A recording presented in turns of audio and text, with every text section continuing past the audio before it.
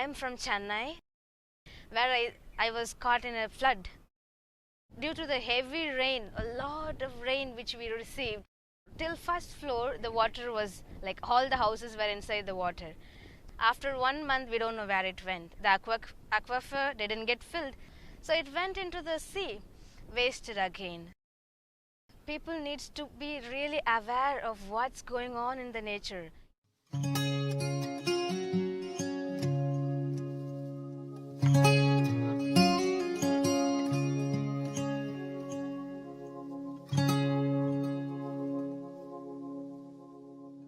The underground, it's like a tank. Imagine it as a tank, and you see, you keep on filling it, but you have a hole on the bottom in which the water is leaking. What's the point in filling it when it's wasted?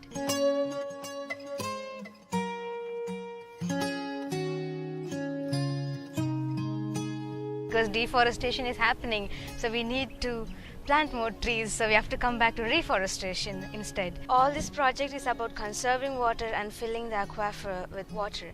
Dig it, put the mud on the other side, and then plant trees. The more we plant trees, the more rain we get, and it's a big cycle.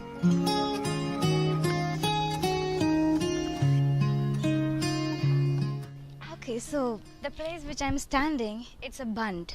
So a pit was dug in this side and all the muds were put here, and people were allowed to walk here so that it becomes strong without any mushing. All the water is gathered here and then it goes underneath and it increases the water table level. So all the plants here, the trees, they help in keeping the water there.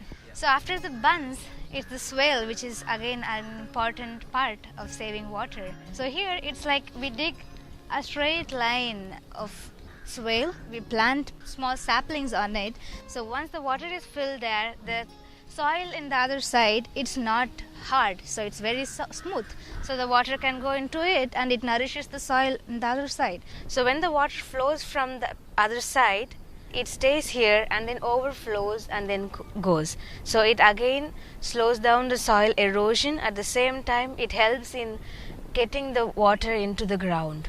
And so the thing is, the water will be flowing and then it will come to this basin, which is like this dam, and this dam gets full and it overflows to the other dam which is over the other side, so it gets into the forest. And so here again it acts like a pond, like a pool, so the water goes down and again it flows and then aquifer is nourished with the water.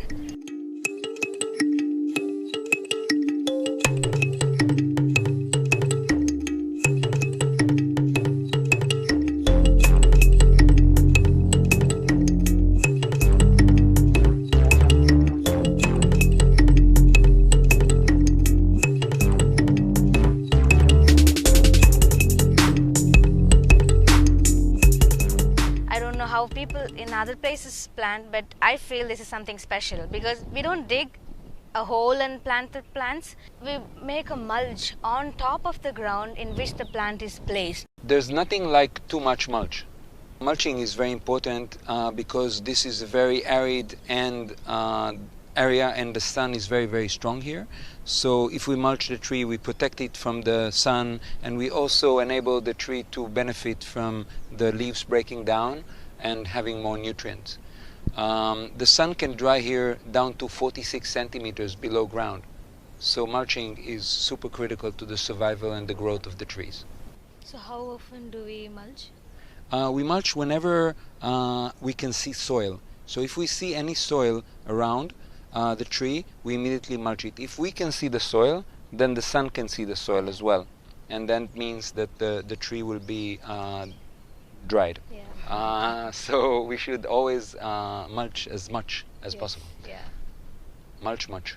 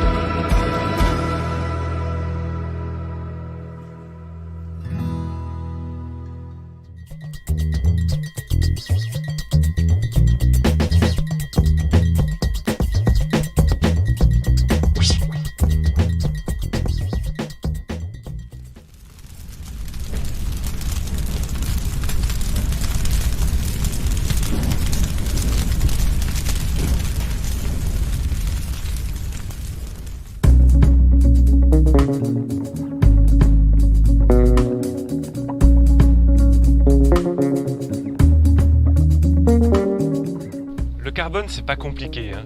Il est soit dans l'atmosphère, et s'il s'accumule dans l'atmosphère, il contribue au changement climatique, soit il est séquestré dans les sols, et là, il rentre dans la dynamique de la fertilité. Ici, à la ferme du Bec-et-Loing, c'est presque devenu un peu obsessionnel d'enrichir la fertilité de nos sols, avec des moyens très simples, en utilisant uniquement de la matière organique. Et il y a une étude belge a montré que la vitesse d'enrichissement de la terre de nos jardins était jusqu'à 26 fois au-delà de l'objectif des 4 pour 1000.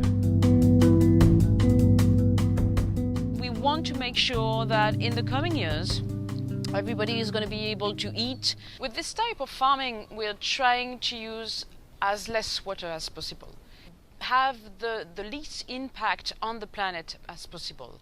And water is one of the challenges the planet has to face now. So what we have here is maybe the biggest pond of the farm, or at least the biggest system of ponds that are connected to each other. We collect the rainwater in those ponds, connected by a small stream that we've created. And the water system goes under the soil, and by what we call capillarity, it will let the plants go deep into the soil and get the water that they need. The deeper a plant goes, the more nutrients it can expel from the deeper soil. So it's perfect for the soil life and for fertility, of course.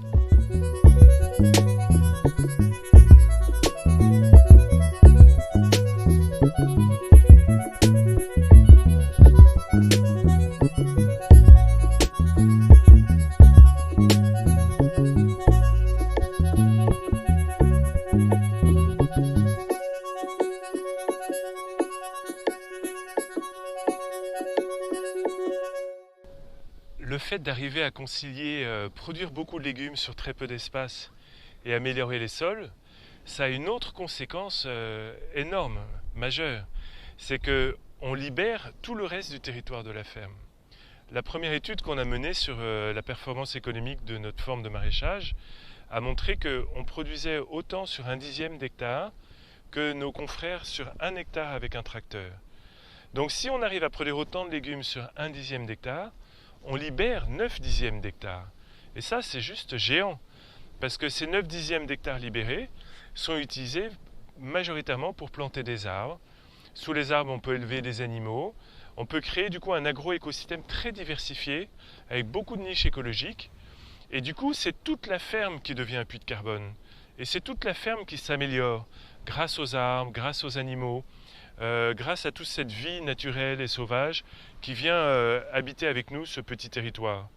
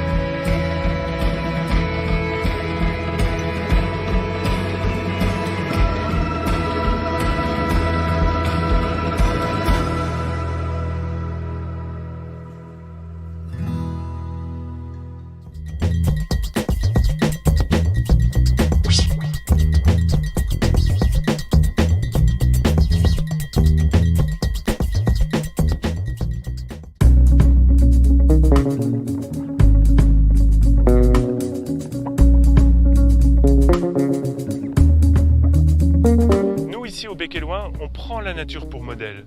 Actuellement, on épuise les terres et on dérègle tous les grands équilibres de la planète.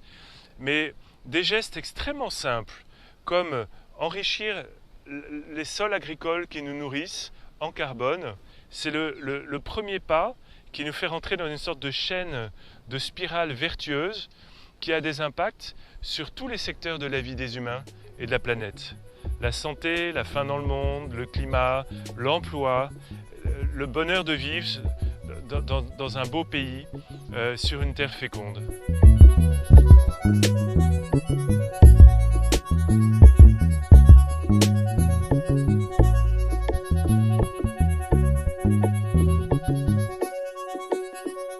first came here, I knew nothing about agriculture, but all I could feel was the energy of this valley, the power of nature. When you take care of it, the abundance is always nearby. Nos buts de culture là produisent en moyenne 55 € de légumes du mètre carré, 55 € de légumes du mètre carré, et en même temps, on arrive à concilier cette productivité exceptionnelle avec une amélioration exceptionnelle des sols. The soil is never uncovered. Just like in Mother Nature, you never see bare soil in Mother Nature. Here it is the same. The single drop of water that's going to come into the system will stay as long as possible in the system. Donc, c'est pas du tout j'augmente la productivité mais je détruis l'environnement. C'est j'augmente la productivité et j'améliore l'environnement. Cette production extrêmement élevée est faite complètement à la main. Le fait de pouvoir produire beaucoup avec des outils manuels extrêmement peu coûteux, eh ben, ça facilite beaucoup la création de petites fermes maraîchères, de micro-fermes. On a des stagiaires qui sont formés ici, qui ont démarré avec leurs petites économies, et dès l'année 2, ils arrivaient à vivre de leur activité et à réinvestir dans leur micro-ferme. On peut dire que c'est une agriculture de la connaissance des sols, de la connaissance du fonctionnement des milieux naturels, la connaissance des légumes, bien évidemment. C'est-à-dire qu'on ne va pas investir dans des gros outils, des gros moteurs, un gros tracteur, mais on investit en soi. On investit dans son rapport avec la nature. Ce que je trouve personnellement extraordinairement gratifiant et encourageant.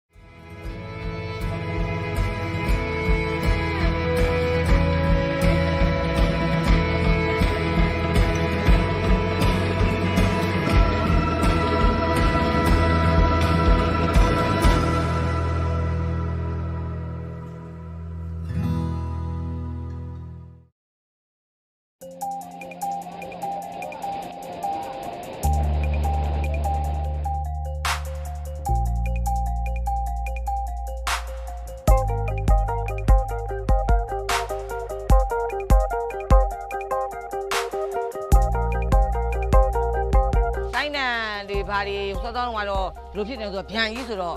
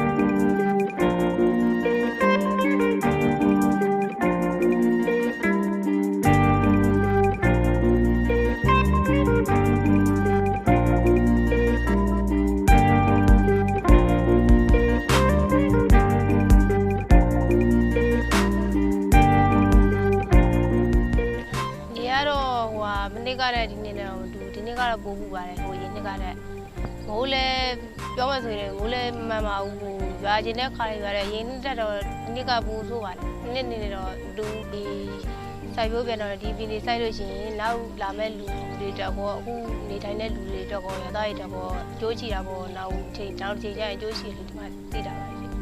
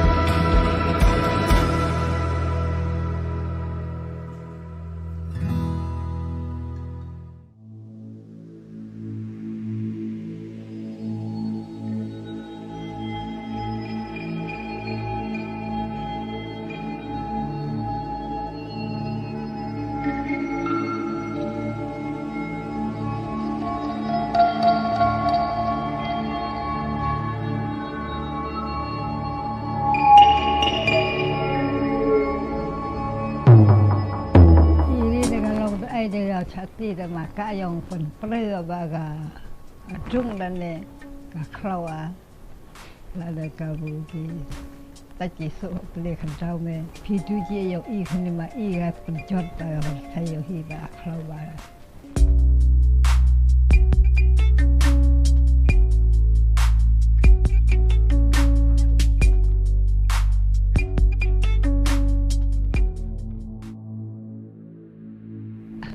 Và chỉ lúc cái uranium để khi trai chu suy thì bà cái cam biểu suy bà rốc cái dòng sơ cái dòng phu bà rốc thì có là thế mà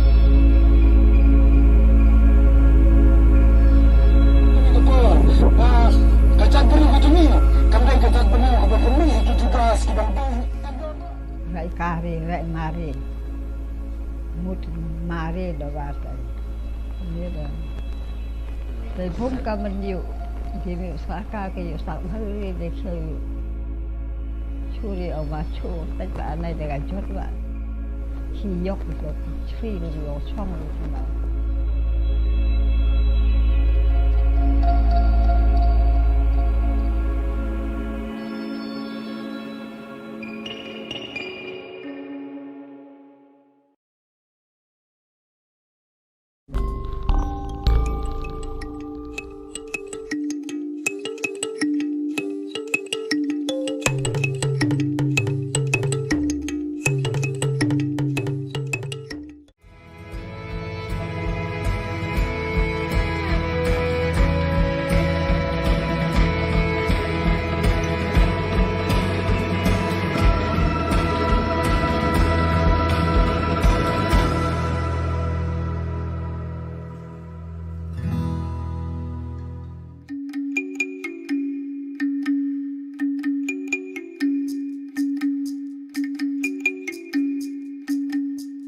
over 120 members, municipalities and cities in the Philippines. By 2022, we are trying to target about 1.2 million hectares of land in organic conversion.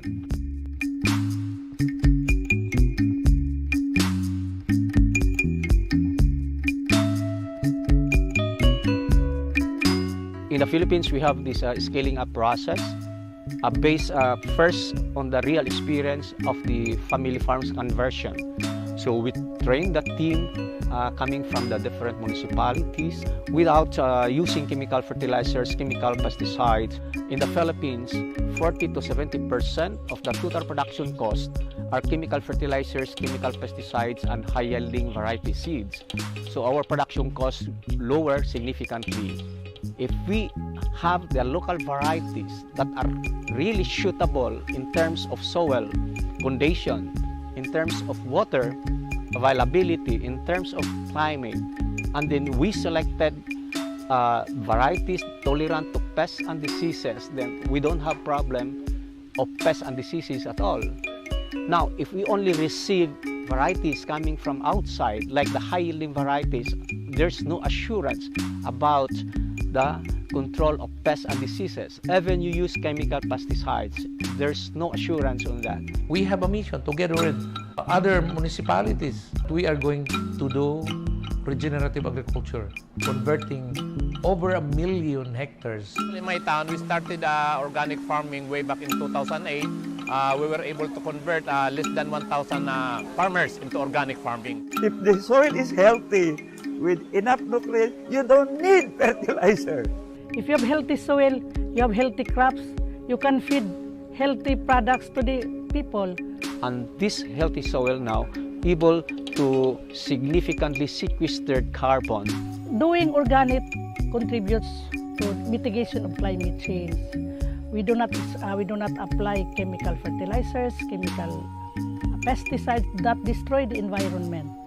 I see life in land.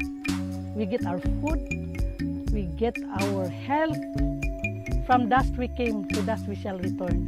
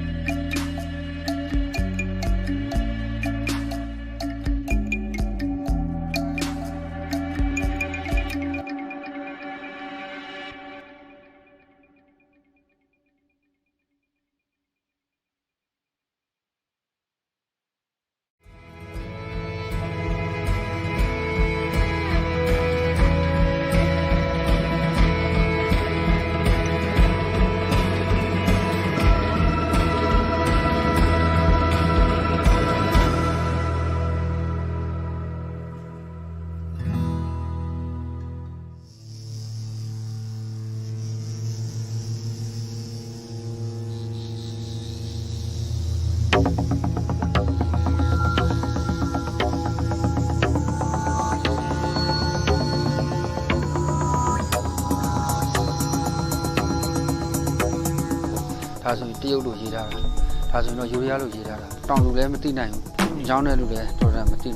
The how looking at the how move go now la Luma Quail. Gongone didn't channel a quality of God, none knowing and mood. Bully lady, dear Buddha, it out of two parties.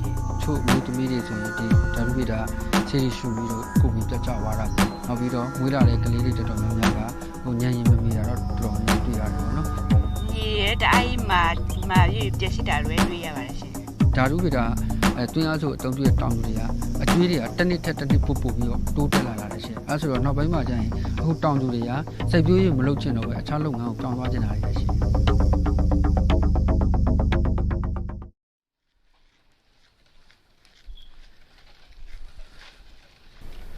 As you don't allow near Kulonian Quata, as you don't not chile take Mateo, you also let take Matonio, who are not chile Yamaya, you also let Yamaya.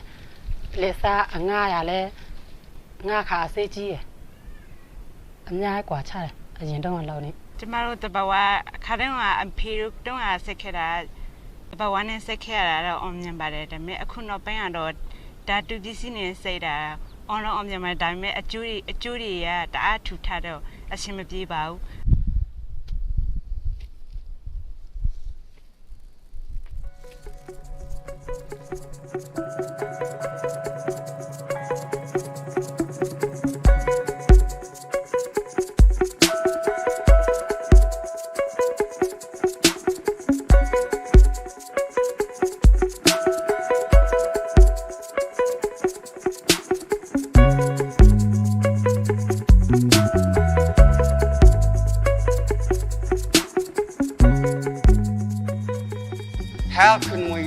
this problem without using poisons?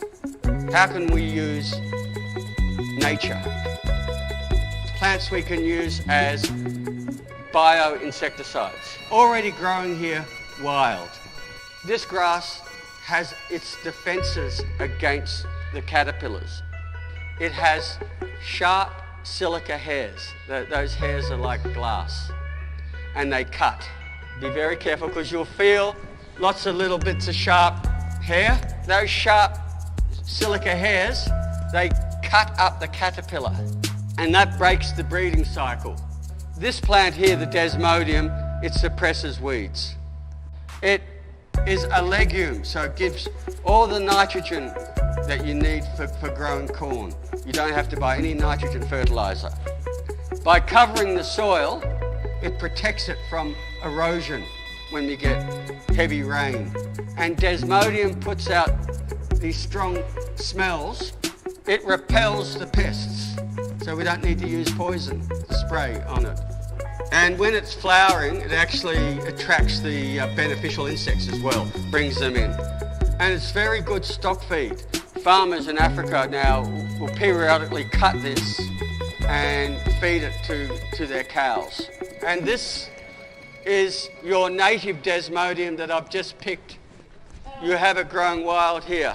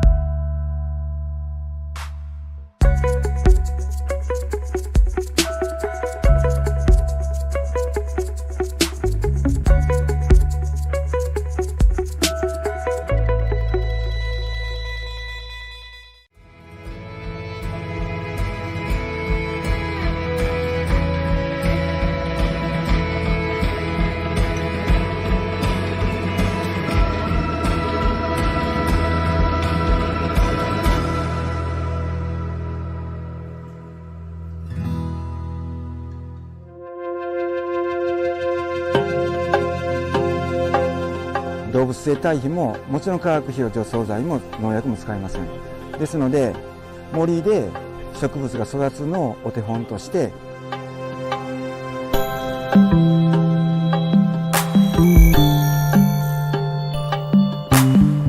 そこで悪い虫もたくさん食べる虫もいますから、あまりそういう自然農法、農薬使わなくても作物ができるし、いろんなところにあちこちに自然農法の補助が広がって、それがつながってるっていうことが一番重要ですっていうことですね。あぜとかそういうので、つながってるので動きやすいんですけど、動いたところにそういう自然農法の場所がないと、ここだったら近くに自然がたくさんあるんで、生き物たちはこの自然の中と自然農法の場所と行き来することができるんですけども、作ってる自然農法の食べ物は、母なる大地、実はその食べ物は土の中でいろんな微生物、マイクロオーガニズムとかファンジャイとか微生物とつながってますと。でその微生物たちは実はマザーアースとつながってますと。自然農法は土、それも本当に森の土のような奥にもっと力を持ってるなっていうのは感じます。This is compost without manure or fertilizer. This is tomato transplanting now here. The next step using compost top cover mulch, just only natural material.Mulch cover a very important process because keeping moisture. だけども自然農法ではそういうことはしないんで、空気中からそういう二酸化炭素とかもたくさん取り込んで、酸素に変えたりすることがこの水田の面積ってかなり大きいんで、貢献していると思いますね。はい、多くの作物は倒れてしまいますけども、自然農法は、そういう風水害にあっても、芽をしっかり伸びてますから風水害に合わないということが言えますね。自然から学ぶ姿勢を勉強する教育とか人が変わって来てるんですけども、人が育つっていうことがものすごく大事で、一人が次の世代をどうやって育っていってもらうかっていうのが、それがつながっていくかって拡大していくかって一番大事だと思ってるので、教育すごく大事だと思います。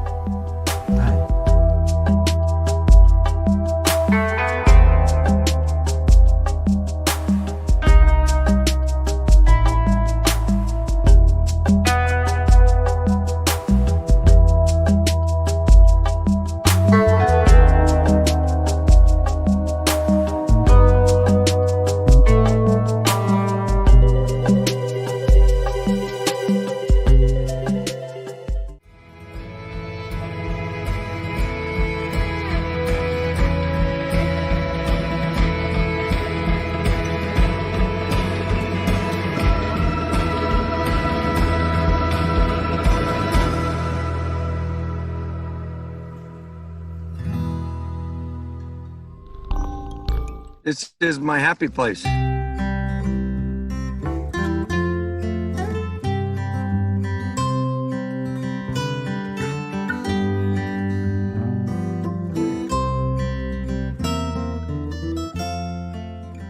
confined here on about 1,000 acres in West Marin County, 60 miles north of San Francisco. Here at Stemple Creek Ranch, there's about 100 different pastures. We rotate groups of animals through these pastures where the cattle eat the grass in front of them, stomp on the grass below them, poop on the grass behind them, helps regenerate the soil. This is awesome. This is regenerative agriculture. And without cows, you can't have this. When I first heard of COVID-19, I wasn't really sure if it was going to affect us or how it was going to affect us. And overnight, we lost 95% of our restaurant business, but at the same time we lost our restaurant business, our grocery store business has been going up. So we're hustling and bustling trying to get product cut and packaged and delivered to consumers' homes. It's scary and it sucks for a lot of people, and at the same time it's interesting that people are becoming more connected to their food supply and they want to know where it's raised. There's definitely been a focus on more local food. We sell at 2 different farmers markets here in north of San Francisco, and both of those markets have been real strong. People have wanted to come out and buy directly from us. And what we realize is people aren't eating out 4 or 5 days a week. So they're cooking at home more, and it takes a lot of food to cook at home. You know, I hate to say it, but I'm really enjoying the fact that I'm confined with my family. And I'm actually eating meals, 3 meals a day with my family, and appreciating the bounty that we're able to, to partake in on a daily basis. So we're adapting and changing to the challenges and the trials and tribulations that keep headed our direction, the things that we can't even predict. So work is very hard and long and stressful, but we're making more time to break bread as a family and eat together, which is really awesome. So what this is here today at Stemple Creek Ranch is worm love. We love worm love because see what they're doing is they're making more babies. See right there? That's fertility.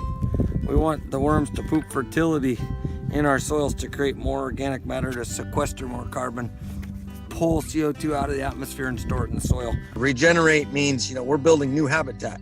We're building new soil. We have life all around us. The dance with Mother Nature is the most important thing that we are doing here on the planet. We don't want to step on each other's toes. Mother Nature is looking for a new dance partner in a lot of ways. And COVID-19 is just one example of that. Create photosynthesis year-round here is my number one goal.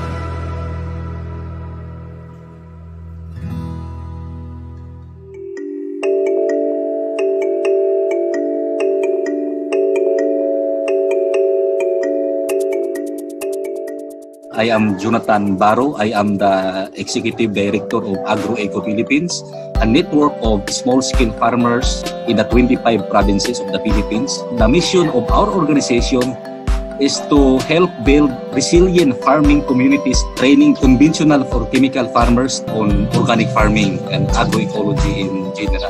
Farmers here in the Philippines are still applying glyphosate or Roundup Ready herbicide.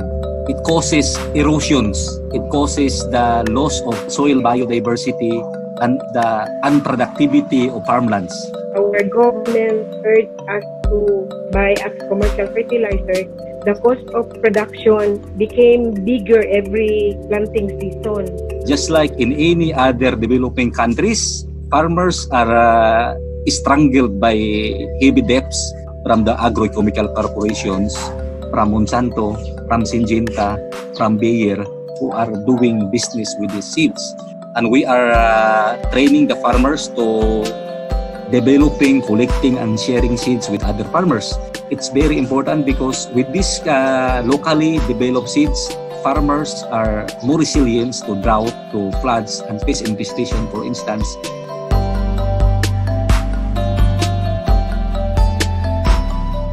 Farmers are very instrumental in addressing climate change. They are the one who can really feel the impacts of climate change. And with their farming practices, they can contribute so much to sequester carbon dioxide from the atmosphere to the soil. We are practicing regenerative agriculture to return the microorganisms that feeds back to the plants. Using the system of rice intensification, we only use a minimal amount of water, sequestering carbon and methane back to the soil.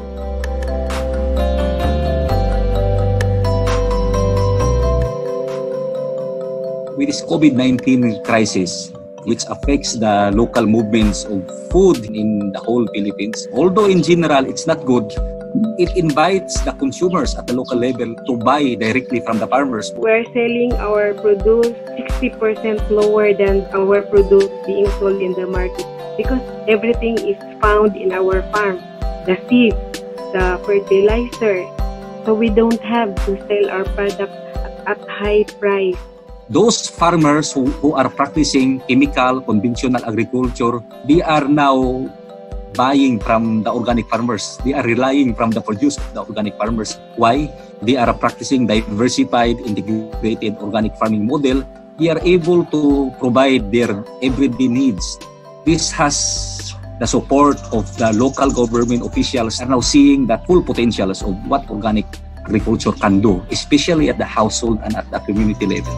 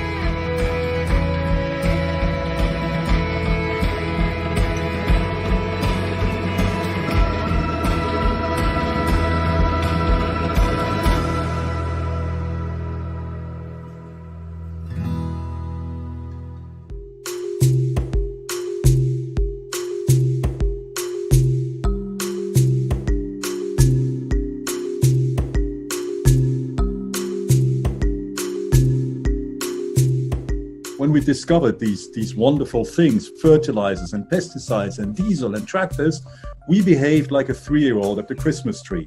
We played with a new toy and we forgot all the toys we had before. And one of those toys was agroforestry, the art of weeding a landscape, mostly the trees, to enhance your agricultural productivity.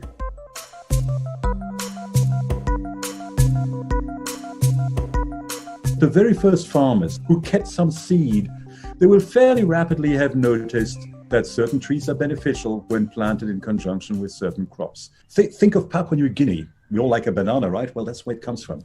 and the highlands of Papua New Guinea, we know have been settled at high population densities and farmed for at least 5,000 years, and probably much, much longer than that.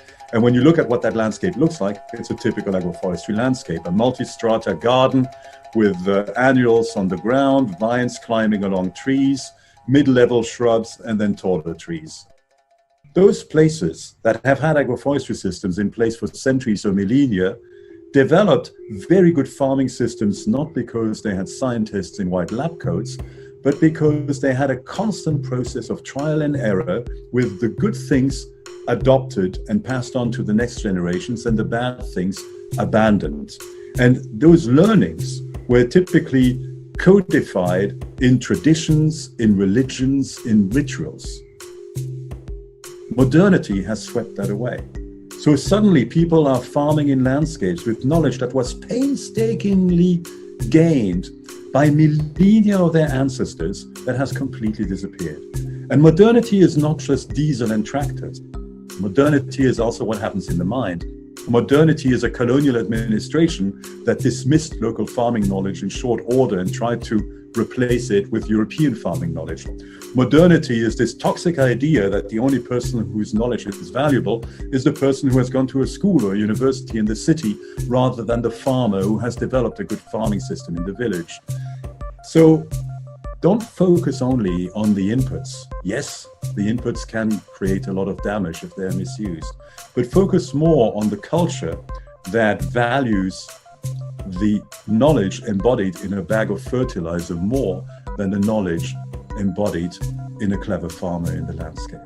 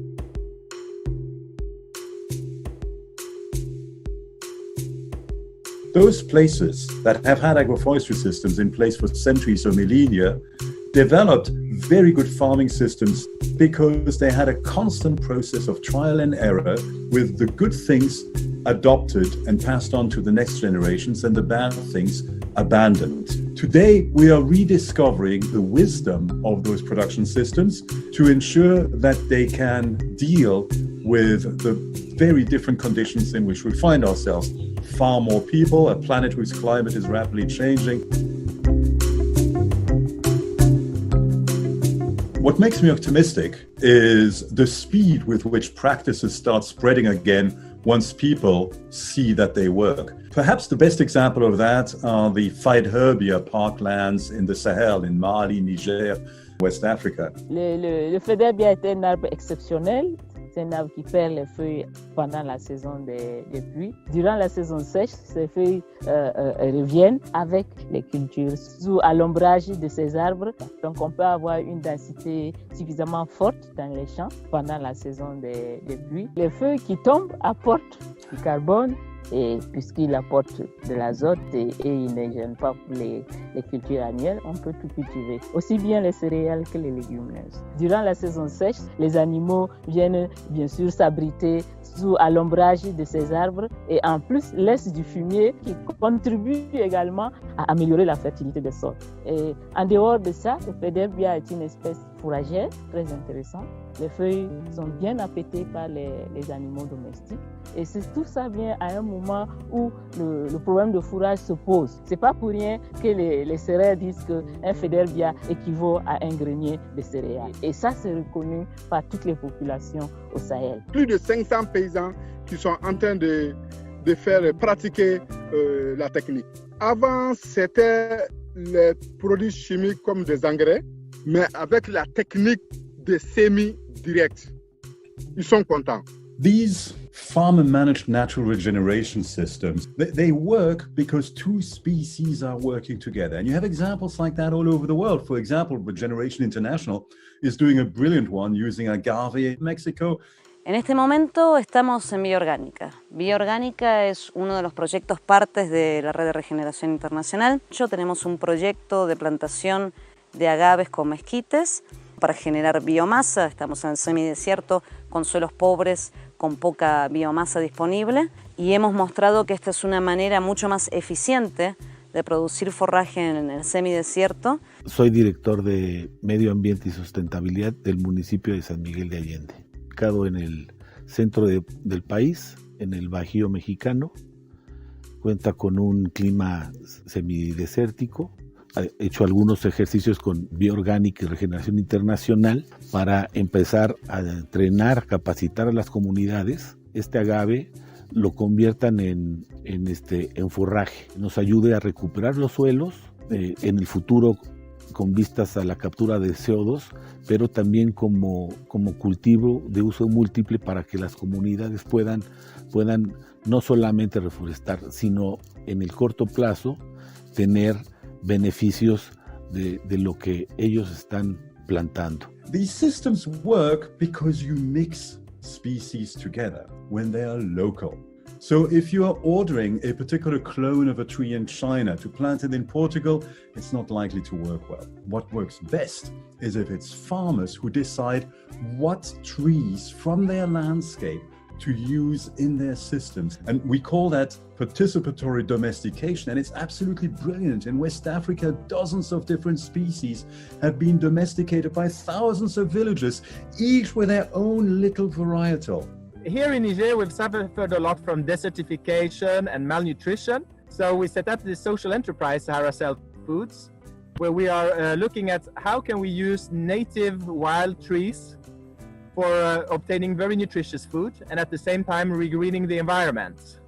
They are the ones who reduce erosion, reduce the temperature from the scorching sun.